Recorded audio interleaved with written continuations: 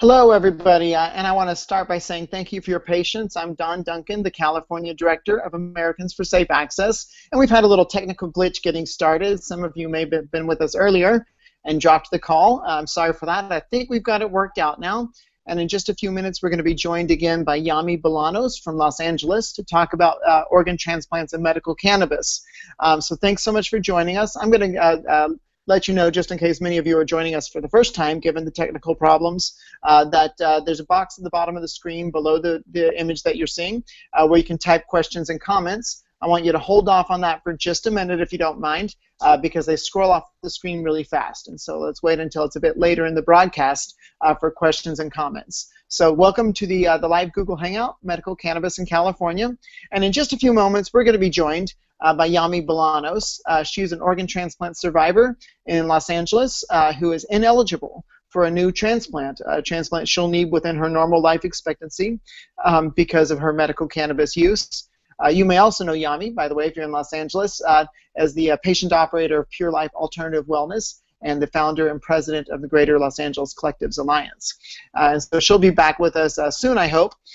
We're also going to be talking tonight about the two other pending bills in California, SB 1262 and SB 1198. And then we'll be taking some questions, and I especially want to encourage everyone to be making plans to attend the California Citizen Lobby Day on August 4th, Monday, August 4th. That is just 11 days from today.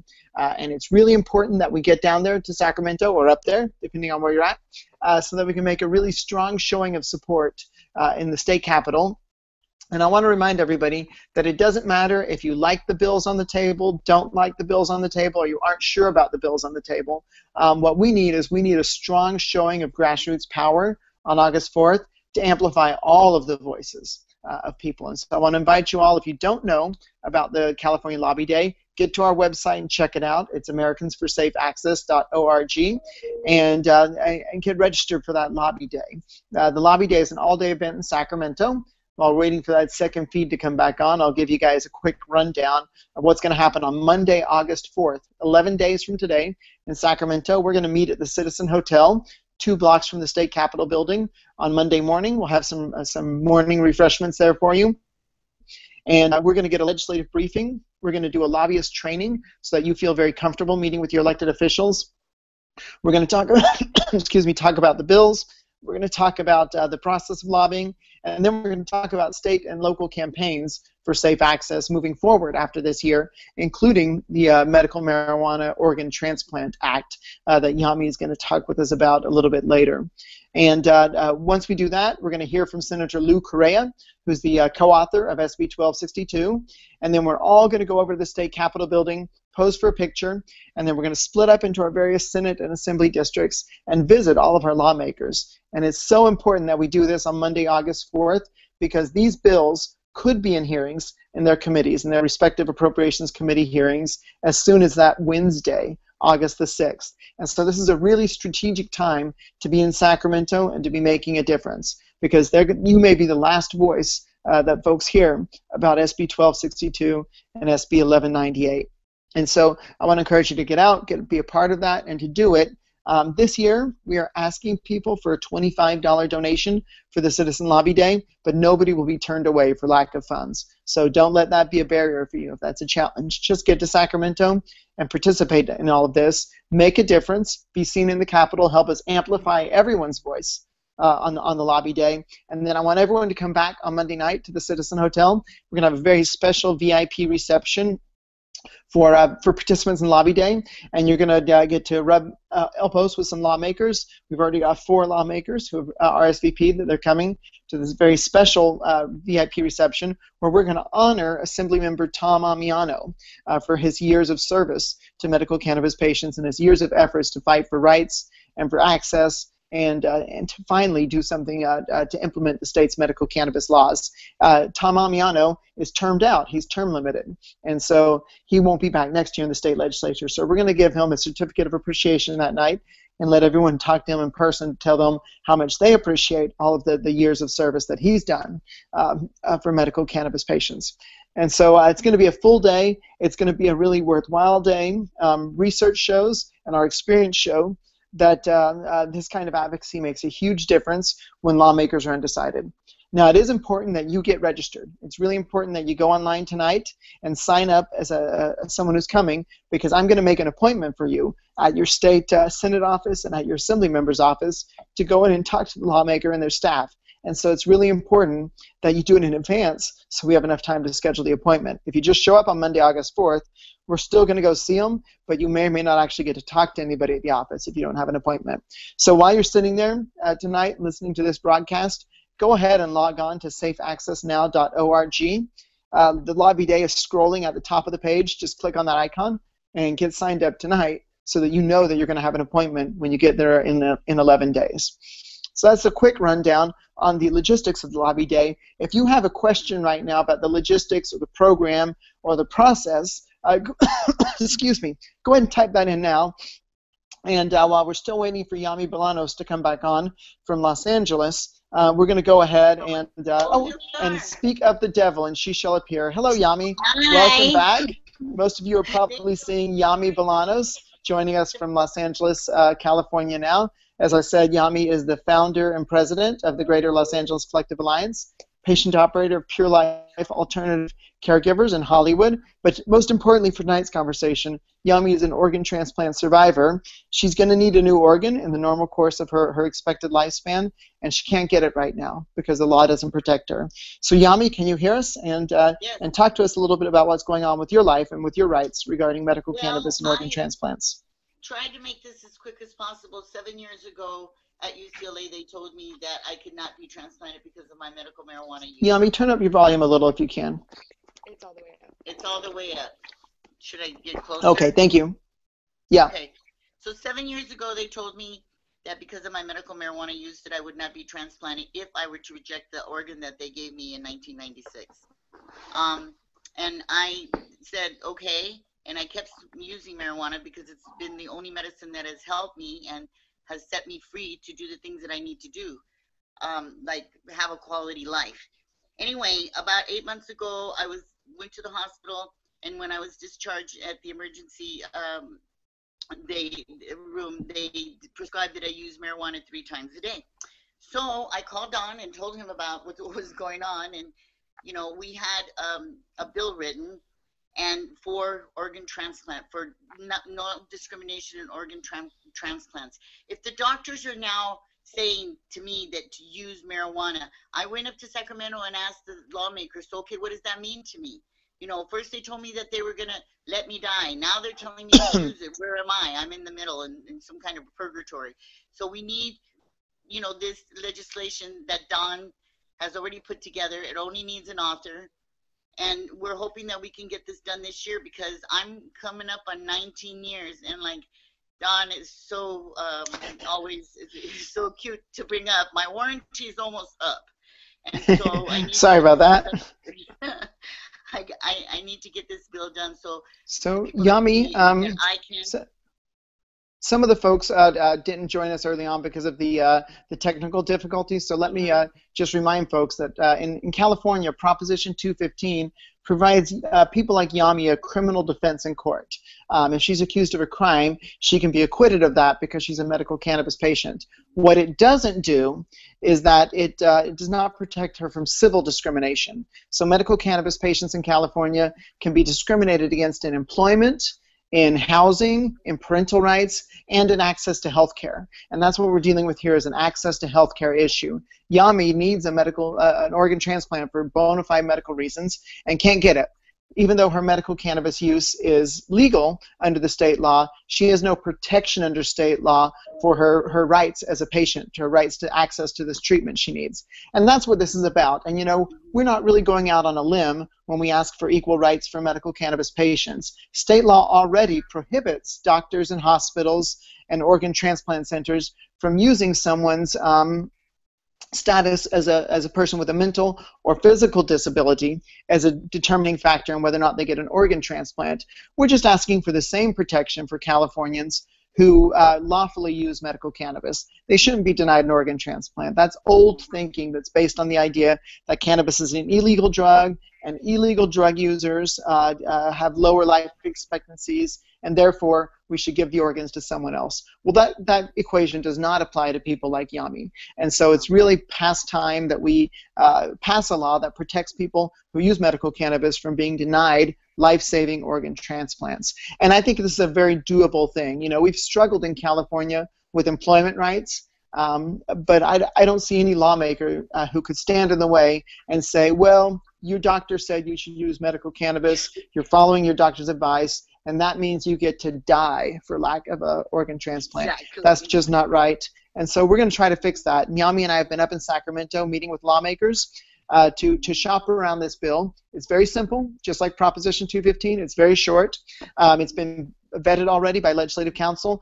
All we need right now is for a lawmaker to sign his or her name on that bill and say, I will be the author of this ACES-sponsored legislation in 2015. And so that's where you come in.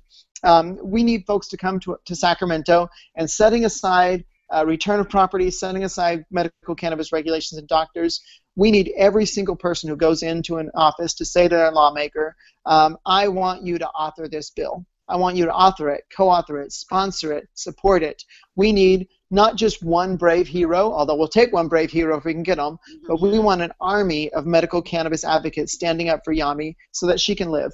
And so that's a message we want everyone to take on the lobby day. So if you don't know anything else about these bills, or you don't want these bills to pass, these other bills we're about to talk about, that's okay. I want to invite you to come on Monday, August 4th, and stand up for Yami and the other people in her position. There aren't many people in this position. We're not talking about thousands. We're probably talking about hundreds.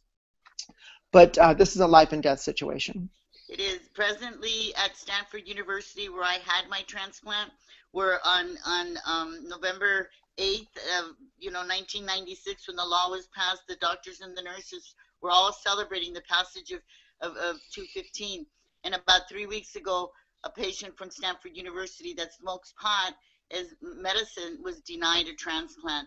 And that it became so real to me when that happened, because of all places, Stanford denied a transplant. The place that was, jumping up and down for joy because the law passed. So yeah, I need all the help I can get. I don't want to die because I use cannabis as medicine, and I need all the help I can get. So. I don't know how many folks are listening to us right now, but I want to implore every one of you. That itself is worth a trip to Sacramento to spend 10 minutes in 2 different offices and talk to these folks about organ transplants. So Yami, I want to say again, thank you so much for being with us for this tonight. Happy birthday. Yami is joining us right before her birthday dinner in Los Angeles. So thank you for doing that. And we're going to try to get this done for you and have this bill introduced in 2015 and passed and signed so that nobody ever has to go without an organ transplant they need. Thank you. And thank you everybody out there that's going to help out. Thank you so much. And good night, because I'm going to go celebrate my 59th birthday now. Feliz cumpleaños. Gracias, amor. Bye-bye. Good night. Bye-bye, Yami. And as Yami is logging off there, I also want to remind folks that we are having some technical difficulties. I see some emails rolling in. I don't have time to actually click those and read those while we're broadcasting. But I do want to let you guys know that we are working hard to fix this. And if we do this format again, we'll do better. So let's move on now, and let's talk about some of the other bills. And I want to remind folks that you can start typing questions in the little box below the picture if you want to ask questions or have comments about the bills, and we'll get to those as quickly as we can. I'm going to start with the less controversial of the 2 bills that are currently pending in the state legislature. The first one is SB 1193. It's a bill by Senator Noreen Evans, E-V-A-N-S.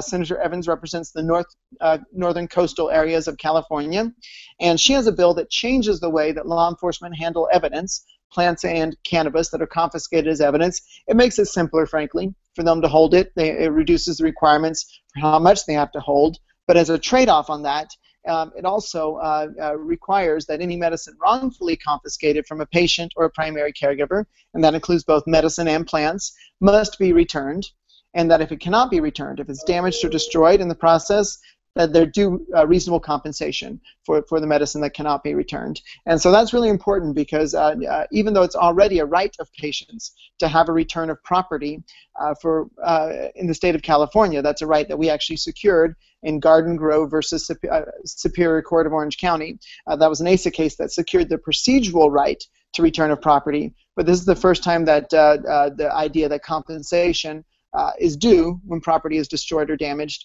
has ever been articulated in state law. So it's a step forward for patients and caregivers. Last time somebody asked me about larger grows, collectives and cooperatives, and this bill does not require compensation for people who are not individual patients or primary caregivers, which is disappointing, but that's part of the political process of vetting and amending a bill. So right now we're gaining a little bit of ground with this bill, and hopefully it points towards a day when any wrongfully confiscated property will be subject to reasonable compensation if it's destroyed. So I think that's a pretty straightforward bill. I think virtually everyone's supporting this thing, and I want to invite anybody who has comments or questions on SB 1193 to go ahead and send those in right now. And I'll keep an eye on the screen for any comments that pop up. SB 1193, Noreen Evans, it's a bill we'll be supporting on the lobby day. So that's one of the bills you'll be talking to lawmakers about. That bill is going to the Assembly Appropriations Committee. We don't know the date yet on that. It could be as soon as August 6th. And once it passes appropriations, it'll go to the floor of the Assembly for a full vote. And then after that, it'll go to the governor's desk for a signature. So still a little bit of process to happen there. The timeline, by the way, which applies both to the SB 1193 and SB 1262, is that we have about 2 weeks to get the bills out of the appropriations hearing. The state legislature, by the way, is in recess right now. They're coming back on August 4th, the same day that we're going to be there. And they have about 2 weeks to get all the bills through appropriations, and then they have another 2 weeks to get every bill approved by the full Assembly. And then all those bills that are approved by both houses of the legislature, the Assembly and the Senate, then go to the governor, and the governor has 30 days to sign or veto all of those bills. So that'll be the sort of next battle in this regulatory debate. So does anyone who's listening right now, does anyone have a question or a comment about SB 1193, the Noreen Evans bill? If so, this is a great time to chime in on that. So I see someone's typing. So obviously I think most of you are concerned about the next bill that's coming up. And so if this is a question about 1193, we're going to take that. And if not, I see there's a little bit of a delay. Okay, that's fine. If you do have 1193 questions, go ahead and type those in, and we'll double back and get to those. But let's move on now. We're about at 7:30, so I want to move on and talk about the bill that I think is most controversial, and that's SB 1262. It's a bill by Senator Lou Correa and Assemblymember Tom Amiano. And this bill is actually sponsored by the California Police Chiefs Association and the California League of Cities. Those are two organizations that have traditionally opposed every effort to implement medical cannabis laws in the state of California. They've been a key factor, frankly, in defeating bills all along the way, including Mr. Amiano's AB 473 last year, that would also have created statewide regulations, and a bill that we all worked on a lot the year before that, AB 2312. And so this new bill is the first time that law enforcement has ever come to the table, Law Enforcement League of Cities, and actually joined the debate and said, okay, we see we can't stand in the way any longer. Now let's all figure out what to do. So I think SB 1262, despite its many flaws that we're about to talk about, is a huge step forward. Okay, so I see a question has popped up on the screen, and my apologies, by the way, there is about a 30-second delay. This question says, it is a way of clarifying that while one may be a member of such organizations, one is not representing their official positions or opinions, but speaking as an individual. It's generally used to indicate that one has a specific or professional expertise in the subject. I've been trying to get a response for some time. Yes, and thank you. And I did see this question, by the way, after the last Google Hangout ended, so I'm sorry if that was a technical glitch. If the question is about people coming to the lobby day, the answer is absolutely. When you sit down face-to-face with your representative in the state assembly and in the state senate, that is your time as a citizen. Now, we're going to provide you with materials, with printed materials for these lobby days that spell out our organizational position as Americans for Safe Access, but we are going to provide also on those fact sheets a place for you to write your own notes and leave those in writing with the staff. And so even though we really hope that you're all going to be there to support SB 1193 and support SB 1262, along with the proposed amendments to that bill, we understand not everybody agrees, and that's okay. I see one more question. It says, we're witnessing disastrous results of legalization enacted in Canada, Colorado, and Washington. One simple question. In 2016, there are likely to be two major proposals on the ballot, MCLRA and CCHI. Those are two initiatives that were circulated previously, one of which will probably pass. Which one will you be supporting? And I want to say as a preface, first of all, that the results of legalization in Colorado have not been disastrous, although they haven't been bump-free. But the question writer is correct, that in Canada and in Washington State, it's been an absolute train wreck. And the reason for this is because they've been trying to roll medical cannabis into legalization. And these are two separate issues. And what Colorado is doing right is Colorado is keeping the two separate. They're maintaining their medical program while they move forward with legalization. In terms of which initiative we'll be supporting, first of all, we'll have to wait and see in which form they actually make it to the ballot, because it can change, what impact that'll have on medical cannabis patients, and that's when we'll decide if Americans for Safe Access will take a position on each initiative and what that position will be. Remember that Americans for Safe Access, unlike some of the other organizations that are working in the field of medical cannabis, is only working on medical cannabis. We take a laser beam focus because we were founded by medical cannabis patients for medical cannabis patients. And so if any of the initiatives are straightforward legalization measures that don't touch on medical cannabis, we'll probably just take no position, which should not be understood as opposition or support. It's just out of our area of expertise and our area of work. If, however, any of these initiatives do touch on legalization, we're definitely going to be looking at that for how it impacts patients. More questions rolling in. Great. Please repeat about the last bill. The video lead died for 30 seconds. Okay, sorry about that. And again, I'm so sorry about the technical glitches. SB 1193 by Senator Noreen Evans. What this bill will do is it will simplify the requirements for handling cannabis and cannabis plants that are confiscated as evidence. But it also requires that if medical cannabis is wrongfully confiscated from patients and their primary caregivers, that it must be returned. And if it cannot be returned because it's damaged or destroyed, the owner is entitled to reasonable compensation. So I think it's a fair trade-off. There's a little something for the police department and the simplified evidence handling rules, and then obviously the right articulated under state law to be compensated for your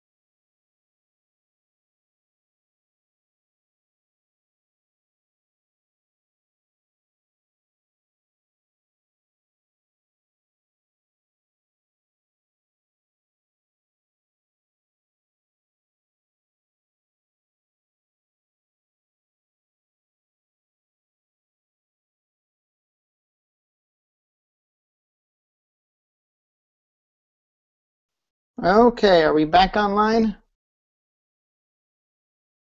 Hello? Okay, I think that we are back online, and my apologies. I think one thing we're certainly going to do is probably reschedule this call once we get some of these technical issues sorted out. I understand some of you are losing the video I just did. So I'm going to just back up into the questions and hopefully get as much of your input in tonight as possible. Somebody said, how do we know you've received our registration info? That's a very good question. And if you went in and filled out the form, there's a good chance I have it. I will be emailing everybody who's registered within the next week or so. And if I have your appointment information, I'll send that at the same time as well. So my apologies again. I know some of you are dropped off now, and so I'm sorry to hear that. Okay, so keep sending in questions if you can still hear my voice, and we'll try to plug on with those of us who are still connected. So we were talking a bit about SB 1262 before the interruption, and so when I heard this bill was coming, I was frankly very worried. Law enforcement bills, League of Cities, they're not our traditional allies.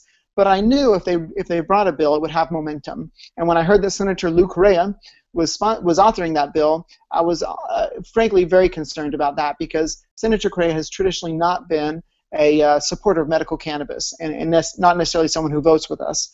And so when I looked at the bill, when it was first introduced in January, it really didn't look very good at all. It wasn't a great bill. It would have really choked off access to medical cannabis, but there were a few little pearls of public safety in there that were nice. And so I thought to myself, what do we do here? Do we try to get in front of this thing and make it better, because we know it's going to be influential with these sponsors and with that author, or do we stand aside and shake our fist at it and hope for the best? And I decided that the best place that we could leverage support to improve SB 1262 so that this bill that was just full of potential and momentum didn't run over us was to get in front of it and jump up to the table and start talking. And so we opposed the bill initially, suggested changes, and the author was remarkably open to taking out that language that was so terrible about doctors, that would have really frightened off every doctor in California, or almost every doctor, from writing recommendations. And so I was really happy to see how open Senator Correa was to getting that language removed. The bill passed through the Senate without a single no vote. It moved straight through the Senate to the State Assembly. And in the meantime, Assemblymember Amiano's bill, 1894, which took a very different approach to medical cannabis, was working through the Assembly. That bill lost on the floor of the Assembly. But when Senator Correa's bill got to the Public Safety Committee, chaired by Mr. Amiano was able to reintroduce into the Correa bill and join as a co-author most of his language from SB 1894. And so we have a hybrid bill that's about 70% Amiano and about 30% Correa. And this bill, frankly, is not finished. It's not where we want it to be, but it's so much better than it was. And we're going to keep advocating for changes, and that's a lot of what we're going to do at the lobby day, is take in a list of suggested changes. And as I said, you'll also have an opportunity when you're sitting face-to-face with a lawmaker or staff to talk about changes of your own. I don't believe that the authors, the supporters, the sponsors are worried that medical cannabis patients and providers and the industry and the community will oppose the bill. I think they're counting on the fact that they've already got a constituency behind them that is going to push this through. And so I think coming to the bill to say we do want this, but we want it differently, is the stronger strategic position to be in. So a question just rolled in, so I'm reading as I go along here. It says, if you can't get the changes you request, will you still support the bill? And the answer is no, to an extent. We are prepared to accept compromises in this bill, but there are definitely poison pill provisions that simply won't work. If you look on the website, there's a memo on our California legislation page that details the last 10 changes we recommended, and they sort of go in priority order. The things that we're most concerned about right now are the licensing scheme in SB 1262, which requires that each individual licensee hold only one category of license at a time, with the exception of transportation. Now, the senator did listen to us and let anybody have a transportation license, but right now they're envisioning an industry where the cultivation, processing, and distribution is broken up into different players. And while that's one way to do it, and that should be permitted under the state law, we just don't want that to be the only way that they can do it, because there are already reputable, long-established organizations that are integrated with dispensing and processing and cultivation. So we're hoping they're going to make a provision in this bill to allow those existing integrated organizations to still be licensed along with the new organizations that are licensed in single categories. So we hope that will accommodate everybody. We're also very concerned about the provision that would disqualify anyone who has a felony conviction for any drug crime, for drug trafficking crimes from holding a license, because obviously folks in California who've been obeying the law may still wind up with a drug trafficking conviction even though they were obeying the law. And so that's unfortunate that people can be in that situation. They shouldn't be disqualified just because what they were doing wasn't legal yet. We want to make a space for that. And so we've been trying to work out compromises. And I also want to mention the taxes. This bill, in order to incentivize cities and counties to support it, allows counties it's pretty much unlimited authority to tax medical cannabis. And one thing we have to remember about taxation is that it always falls through to the patients. It always flows through to the end user.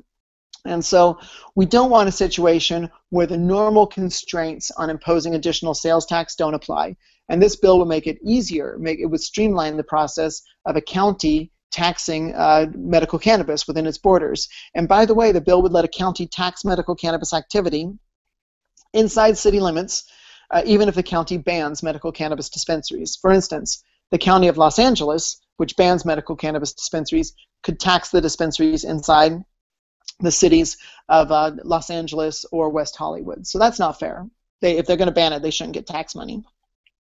So those are some of the issues we're working on. There's also a lot of other minutiae that's going on, and the timetable is very tight for this. And so when I said we would oppose to an extent, the reason I said that is because we're really down to the wire. And so when we're talking about supporting SB 1262, we're painting with a very broad brush. We may not like everything, but if we did find a poison pill in the version that comes out of appropriations, we would have to oppose the bill. For instance, if the lawmaker were to come back and say, well, we're going to do the bill as written, but we're not going to allow personal cultivation by patients, we would have to oppose that. We wouldn't stand for a bill that did not allow individual patients and their primary caregivers to cultivate, and that's protected right now. But that's the example of the kind of poison pill that would block us. We probably would not stand aside or oppose the bill over something that we don't like, but will still work for patients, just because it's not optimal. And that's the nature of politics. You know, the sponsors have come to the table to compromise.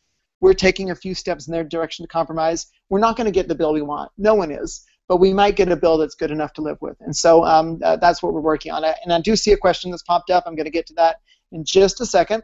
But I want to mention one thing that's sort of in the ethers, and that's going to come up, and that may be a big stumbling block on this bill, and that's the regulatory agency. The Amiano bill initially had the Department of Alcoholic Beverage in control of medical cannabis, and Senator Correa's bill had the Department of Health. The Department of Health balked at that and didn't want it to be a part of it. And so Senator Correa amended his bill at the suggestion of Americans for Safe Access and others to put regulatory control in the Department of Consumer Affairs. That's a department that already issues business licenses around the state, regulates professionals, and has in its mission consumer protection. So we feel like it's a really good place for regulatory control of medical cannabis. The Amiano bill had that control in the Department of Alcoholic Beverage Control in ABC, and we have some strong reservations based on what we've seen in Washington State about turning over control of medical cannabis to alcohol regulators. It has not gone well in the state of Washington, and we don't want to repeat that mistake in California because it's so hard to backtrack once you go down that path. The alcohol beverage control is designed to control vices. They don't regulate medicine. They don't regulate pharmacies. They're not really involved in healthcare. And so we don't want the deputized peace officers from ABC enforcing healthcare regulations, which are essentially consumer protection and healthcare regulations. And we don't want them approaching medical cannabis as a vice. This should not be the only medicine in the state that's regulated like it was alcohol. And so that's why we're really concerned about the regulatory agency. As the bill moves towards its final committee hearing, we're dealing with a situation where that proposal may pop back up at the last minute, and we are really digging in our heels and pushing back hard on the fact that we do not want medical cannabis regulated like alcohol in the state of California. So let me take this question before it runs off the screen. Oh, this is a comment. I have an appointment to meet Assemblymember Das Williams and as Holland, legislative aid. Oh, that's great. Okay, so this is a person chiming in about their appointment. I will put that on my spreadsheet to make sure that I have a list of that as well, because I want to make sure I have a list of all the appointments. So thank you for taking initiative there. That's great. If you you don't have to do that. If you register, I will schedule your appointment. But if you do want to schedule your own appointment, or if you've already done it, that's great. Please let me know, and I will. I'll make sure I get it on my spreadsheet. So let me talk about the timing, because the timing of this is pretty significant as far as how we can move forward. We're going to be there on August 4th. Now, we've already spent a long time talking to lawmakers and to staff I've met face-to-face with all the authors, all the sponsors, all the staff, and we've laid out our position. I think they understand us. Every week for the last 2 weeks, there were stakeholder meetings that I attended to talk about final changes to the bill, along with other advocacy groups and patients and representatives. And so all of the input was due today at Legislative Council for whatever is going to Appropriations Committee. So the version that's published right now from July 2nd, there are already many verbal commitments to changing that, but none of it's on paper yet. And so I know that's frustrating and the process is not very transparent, and that's a flaw in our system. But what will happen now is that the Appropriations Committee, the staff there will write a report about the bill, primarily, by the way, about the cost of the bill, and then they'll publish that a couple of days before the appropriations hearing, and then we'll go in for the appropriations hearing, and if the committee can either approve the bill or deny it. If they deny it, that's it. The debate's over and the bill is dead. If they approve it, then it has to go to the floor for a vote before the end of August. So things are going to move really, really quickly. And that's why I say we have to paint with these broad strokes right now, because the time for debating minutia is really closing at this point. And so there are provisions that we don't like, that we're prepared to live with at this point, because we may just be running out of time, and we don't want to miss any big picture items debating details of the bill, especially given that the bill creates a bureau within the Department of Consumer Affairs that will work on regulations, and they have 18 months to publish them. So a lot of this we can revisit during the regulatory phase. So I know many people have brought up to me details about the bill they don't like, and I would say this, in terms of passing laws, you don't necessarily get what you like, especially on a controversial bill. So let's focus on the big picture things, especially for Lobby Day, and make sure that we do move the ball down the court for regulations, if that's possible this year, and I'll sort of stand behind that, instead of trying to divide up and bicker over 20 different little things. Let's focus on a few big things for the rest of this process, because on the day that we meet on August 4th, that's pretty much the home stretch for all bills, including SB 1262, and we don't want anything to take our eye off the prize once we start that run towards the home stretch. Now, like I said, some of you oppose this bill, some of you support it, some of you are undecided, and I'm actually going to make a space on our fact sheets that we're sending with lobby makers for you to add your own comments, because I know not everybody is going to agree with everything that I put down on paper. And so I want to encourage you, if you think to yourself, you know what, I don't want this bill to pass, there's too much wrong with it, or you're thinking, I just don't know, come on to the lobby day anyway, because there will be a space for your voice. Okay, so let's see. Question, is ASA going to be giving out talking points before our meetings? Yes. In the morning meeting, I'm going to give you a fact sheet with talking points for each of the three bills, the Noreen Evans SB 1193, the Correa Amiano 1262, and the bill that has not been introduced yet, our medical marijuana organ transplant bill. Every person who goes to your meeting, assuming there's more than one in your district, will have a copy of that to help frame their comments. And then if you want to leave additional comments that are not on that page, there'll be a place for you to do that, to fill in yourself and your contact information, and leave it there with the staff so that you can have your own sort of personalized fact sheet for each bill. We're also, by the way, going to be having a very short citizen lobbyist training for you, so that you can feel very confident. If you've never done this before, you haven't done it very often, you'll feel very confident about how this meeting's going to go. If you're coming from a major urban center, you'll be going in a group. If you're from San Francisco, Sacramento, Berkeley, Oakland, Los Angeles, San Diego, even out in Riverside, we've got a whole crew coming from Riverside. You're going to be with a group of people. Some of you are going by yourself. Some of you will be the only person in your legislative district, whether it be assembly or district, or Senate rather, who are going, and you'll be there by yourself, and that's okay, because you're going to be 100% prepared. And I'm also going to try to jump in some of these meetings as possible. I'll have a lot on my plate that day, but where it's possible, I'm going to jump in, and I'm especially going to be eager to jump in and help out for those of you who are meeting with members of the Assembly Appropriations Committee. That's the committee that could vote on the bill as soon as Wednesday.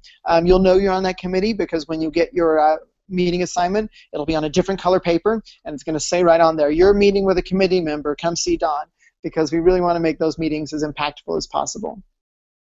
Moving on, I see another question. Will the bill allow for-profit medical marijuana businesses? Does it protect employees that do not have medical marijuana card, like trimmers? Thanks. And the answer is yes. This bill, as it stands, does allow for for-profit operation. What it does is it simply does not specify what sort of business you should be. So it allows for both for-profit and non-profit, And it does very much, it actually says right on the page of the bill that an employee of a licensed medical marijuana business is not committing a crime when they carry out their duties. So it does protect the employees as well. So that's actually a big step forward. And you can thank Assemblymember Amiano for those protections. Those came straight out of his bill. So I see it as 7:52. I want to wrap up by about 8 o'clock. I know there's a short delay in this broadcast I think for everybody right now. So I want to encourage you, if you've been holding back a question, get it in right away, because we're going to run out of time sooner than you think. So I see some typing is happening. That's great. I'll look forward to those. So moving forward now, I want to mention a few more logistics to you guys. First of all, I mentioned there will be a reception afterwards. I hope you'll stick around for that. It's at 5:30. After the lobby day, all the offices will be closed. Come on over. Several lawmakers, including Assemblymember Amiano, will be there. We're going to have the award. There'll be some delicious hors d'oeuvres. There's a bar there if you're ready for a drink after a long day of lobbying. And it's just really a good time to check in, to turn in your lobby day report forms, to meet other people, to socialize a little bit, and hopefully to rub elbows with some lawmakers and maybe Ben Therrier a little bit. So I really want to encourage you to make time for that evening reception if you can. I would also be remiss right now, coming up on the end of this broadcast, if I did not mention our sponsors. I want to say a very special thank you to 2 platinum sponsors, the Greater Los Angeles Collective Alliance, that's Yami Bolano's group, who was with us earlier, Organican in Santa Rosa, both are platinum sponsors, and our bronze sponsor, Buds and Roses in Los Angeles, a fine collective down there. They're doing really great work with us, and they're supporting this because they know it's important to get this state legislation adopted. So let me put out one last call for questions, and Talana, if you're on, if you could let me know if there's anybody in the queue, that would be helpful. So I also want to remind people that the deadline to sign up and register, while you can certainly go all the way to August the 4th, is really tonight. I really, really need you to get registered so that I have time to contact those offices and make an appointment for you with your senator and your assembly member. And we'll do that, or their staff, and we'll do that as soon as you register. So if you haven't done it, go online, safeaccessnow.org, and get registered for this thing so that I can get you scheduled and get you set. Somebody asked earlier about their meetings. My goal is I'll probably send one more email blast on Monday calling for registration, and after that email blast, I'll email everybody for whom we have a confirmed appointment and let you know what it is. And I also want to ask you this. If you registered and you didn't make a $25 contribution, it is not required. But if you can make it, I really want to encourage you to do it. Our cost for the event is somewhere around $22 per person. That's the catering and the printing. So we don't want that to be a barrier for anybody, but if you've got the $25, we could sure use it. So if you haven't done that yet, go on tonight as well and make a $25 contribution. The catering for the event is $17. So you'll be getting $17 worth of breakfast, although that isn't hotel prices, so don't expect steak and eggs. So we're coming up on about 5 minutes till. I'm waiting for any last questions to pop up. And in the time that we have remaining, I want to encourage everyone to go to our webpage or the state Senate or Assembly webpage and read these bills. I get a lot of comments back from people who have not read the bill and they have concerns and worries about it, which is totally understandable. You can read the bills. You may have to read it 2 or 3 times. Read it slow. Take notes. I always tell people to circle the action words. If it says "shall be permitted," that's an important phrase. Look at what it says and decide for yourself about this. Don't let any sort of hyperbole, don't let any sort of exaggeration or just basic background dissatisfaction with government influence what you think about the bills. I think we can all line up behind the Noreen Evans bill, and I think that many of us will be pleasantly surprised at how great the Lou Correa bill has become, even with its flaws. It's really come so far in our direction, and in this big milestone right now for medical cannabis in California, I think that we really need to come to the plate and get this bill passed. I see one last comment. Melody Montgomery had some technical issues with the registration. Yes, you did get registered and your appointments are made. I will be emailing you. So thanks for that. Actually, I was just dealing with that today. And so you're set to go. And so I think that may be everything. I see we're about 3 minutes till, and I don't want to run long because I don't want to bore people too much. So this is the last of these Google Hangouts before August the 4th. There'll be more emails, and we may actually convene some conference calls through the chapters because I'm hearing from some people that this format's not great for them. So we may still do that, but we won't have a video format call again before August 4th. So this is the last time you'll see me face-to-face saying, come to Sacramento. It is worth it to do. When you walk out of those meetings, you will feel 10 feet tall, and whether you support the bill, oppose the bill, or undecided, you'll have done everything you can. I'll share this one last factoid before I sign off. Research conducted by the Congressional Management Foundation shows that individual constituent visits at lawmakers' offices are 6 times more influential than paid lobbyists. And so it's easy to think that government's corrupt and the lobbyists and the money control everything, and they control a lot. That is true. But you can be 6 times more influential by showing up. You'll be part of a tiny, tiny part of the electorate that cares enough to get out to their lawmaker's office and sit down face-to-face with somebody and talk. And especially with undecided lawmakers, it makes a huge, huge difference. So don't think that your voice won't matter. I promise you, if you're there on August 4th, your voice will matter. And then finally, in the last, I guess we have about 90 seconds left, I'll say this. I know some of you can't get there. I totally understand. And on August 4th, we're going to send out that morning an action alert. If you can't get to Sacramento, please participate that day in the action alert so that we have people visiting the hallways and email inboxes filling up and phone lines ringing about the bills, and that makes a difference. And somebody just asked if the last meeting is archived, and yes, all 3 of these are archived, and all 3 are on the Google Plus page. That's the page that you went to join this broadcast. And this one will be there as well. It probably takes, look for it tomorrow. It takes a little while for the video to upload. So look for that tomorrow, and you should be able to find all 3 there. And my apologies with the production quality. I know we've had tons of problems with that tonight, and frankly, it's not very exciting to sit here and look at me talk for an hour, but I hope that you guys are going to take something home from it. And I also want to encourage you to get out, get to Sacramento, bring your friends, do a carpool, take the megabus, get to Sacramento, and join me, and we're going to have a great day on August 4th. 11 days. So you guys get prepped, do it. If you're making hotel reservations, get it done. And be sure if you're going to stay at the Citizen Hotel, be sure that you mention that you're coming to the conference. You'll get a special price there. Can you scheduling a carpool? That question says, can you're scheduling a carpool? And I am not, because I will be in Sacramento. However, I want to invite folks to use our Facebook page and the Google Plus page to coordinate that. If you want to offer a ride from your area, or you need a ride from your area, go ahead and put it on there. And if that's not working out for you, email me at Don, D-O-N, at safeaccessnow.org, and I'll see if I can find somebody who's registered who's in your area. That's another great reason to register. So we're at 8 o'clock. I want to say thank you so much for your patience tonight. I am so sorry that some of you lost some or maybe all of this broadcast, but we will be in touch by email, telephone calls, Facebook messages. Oh, and by the way, some of you have Facebook messages looking for your home address. I need that right away if you can get it to me.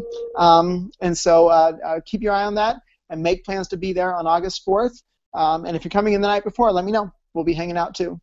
So thank you so much. I'm going to see you guys in the Capitol. Thanks for participating, and I will see you in 11 days right here in Sacramento.